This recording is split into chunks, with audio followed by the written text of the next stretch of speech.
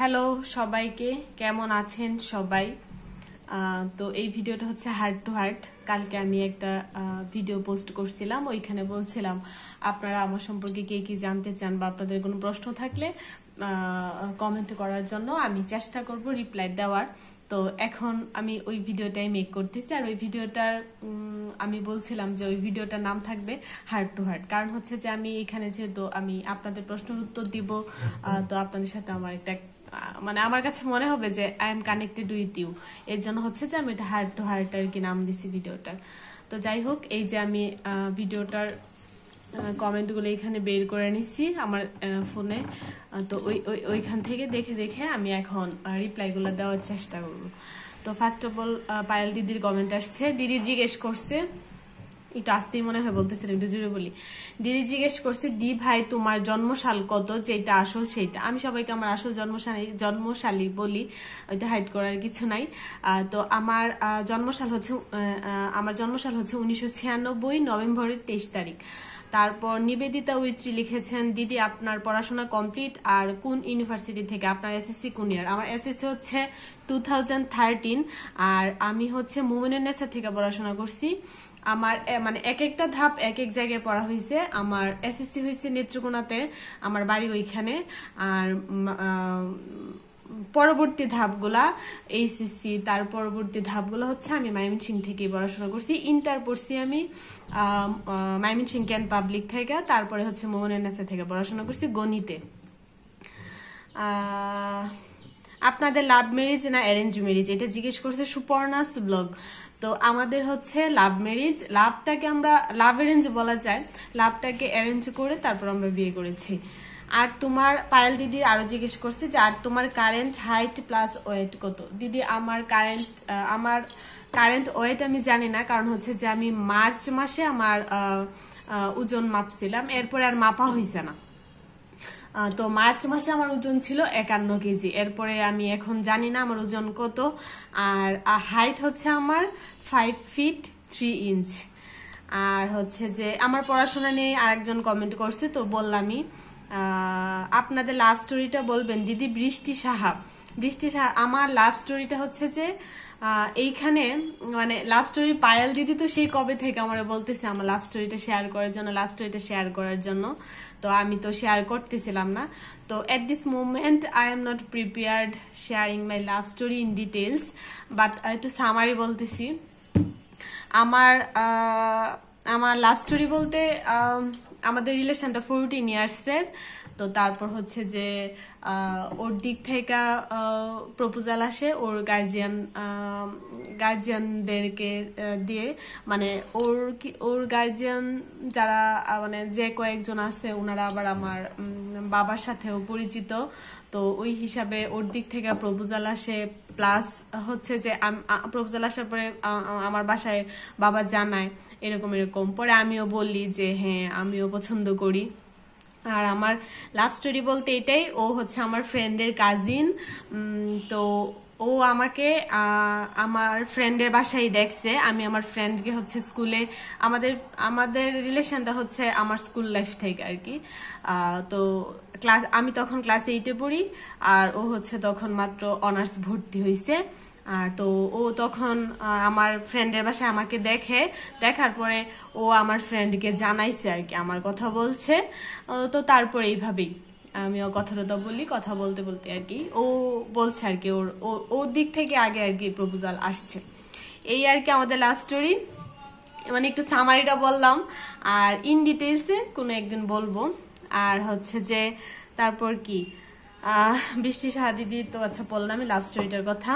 আপনার হাজবেন্ড কিসে চাকরি করেন? স্মিতা রায়। আমার হাজবেন্ড হচ্ছে ব্রাকে জব করে। সৃষ্টি চক্রবর্তী লিখেছেন, আপনার দাদার সাথে কিভাবে পরিচয়? আচ্ছা, এটা তো আমি বললামই একটু আগে। বৃষ্টি সাহা দিদির মানে লাভ স্টোরিটা শুনতে চাইছে, ওইটা বলতে গিয়ে এটা বলছি। এই তো আমার ফ্রেন্ডের কাজিন আমার হাজবেন্ড। তো আমি আমার ফ্রেন্ডের বাসায় গেছিলাম, তো ওইখানেই সে আমাকে দেখছে। সে তখন আসছিল আর কি তাদের বাসায়। দেখার পরে ফার্স্ট সে আমাকে দেখছে, আমি তাকে ওইরকম ভাবে পাত্তা দিই না বা দেখি অনেক খেয়ালই করি না ব্যাপারটা। পরে আমার ফ্রেন্ড আমাকে জানাইছে, তো পরে আর কি আস্তে আস্তে কথাবার্তা হয়। তারপর আর কি এখন আমি তার বউ। দিদি আপনার কি লাভ ম্যারেজ না অ্যারেঞ্জ ম্যারেজ? এই কোয়েশ্চেনটা অনেক আসছে, অনেক যেগুলো আমার কোয়েশ্চেন আসছে তার মধ্যে থেকে এই কোয়েশ্চেনটা আসছে। দিদি আমার হচ্ছে লাভ ম্যারেজ, লাভটাকে আমি অ্যারেঞ্জ করে বিয়ে করেছি। কারণ হচ্ছে যে অ্যারেঞ্জ ম্যারেজে যেরকম হয় না যে প্রপোজাল আসে বিয়ে হয়, তা আমারটাও ওই রকমই। আমার যদিও লাভ ছিল কিন্তু ওদের দিক থেকে মানে আমাদের যে ভালোবাসা ওই রকম মানে প্রেম ওই হিসাবে আমাদের প্রপোজালটা আসে নাই, ওই হিসাবে আসছে আবার আসেও নাই বলা চলে, কিন্তু অফিসিয়ালি আর কি আমাদের প্রপোজাল ওর দিক থেকে প্রপোজাল আসছে। তো তারপর আর কি অ্যারেঞ্জটা করে বিয়েটা করি, লাভটাকে অ্যারেঞ্জ করে। দাদা কিসে জব করে? দিদি এটাও আবার আসছে বিথি দেওয়ান। আচ্ছা আচ্ছা, দাদা হচ্ছে ব্রাকে জব করে, একটু আগে বললাম। আর হচ্ছে যে দিদি তুমি আচ্ছা পেমেন্ট পাইছো, আমাদের সবাইকে মিষ্টি খাওয়া আছে, এটা হয়েছে। তো এই তো ছিল টুকটাক কমেন্ট। আই থিঙ্ক যে যে কমেন্টগুলো আসছিল আমি সবগুলাই রিপ্লাই দিছি। ও আচ্ছা, তারপর আর একটা হচ্ছে যে কেয়া রানী লিখছেন, দিদি ভাই তোমার কি এই একটাই পেজ? হ্যাঁ, আমার এই একটাই পেজ সুমিত্রাস ব্লগ। তো আর একটা হচ্ছে আমার প্রোফাইল আছে, ওই প্রোফাইলটাকে আমি হচ্ছে যে প্রফেশনাল মুডে নিছি। ওই প্রোফাইলটা ক্রিয়েট করছিলাম আমি আমার এই পেজের জন্যই। মানে আমার পেজে তো প্রবলেম চলতেছিল, আমি মনিটাইজেশন পাইতেছিলাম না। তো পরে আমি চাইছিলাম আমি লিপস্টিক দিচ্ছি দাদাতে হচ্ছে, বাহ ভিডিওটি এতক্ষণ করলাম, করার পরে দেখলাম। আচ্ছা যাই হোক, তো ওই আমার পেজের জন্য আমি আর একটা এডমিন আইডি খুলতে চাইছিলাম আর কি। পরে ওই প্রোফাইলটা আমি ক্রিয়েট করি, কিন্তু ওই আইডিটা আমি আমার এই যে সুমিত্রাস ব্লগ পেজে আমি এডমিন আইডি দিতে মানে এডমিন করতে পারতেছিলাম না, কোনোভাবেই দিতে পারতেছিলাম না। আমি আমার এই সুমিত্রাস ব্লগের জন্য আমি আমার ওই প্রোফাইলটা ক্রিয়েট করছিলাম, কিন্তু ওইটা হচ্ছে আমি আর এডমিন আইডি হিসেবে এড করতে পারি না আর কি।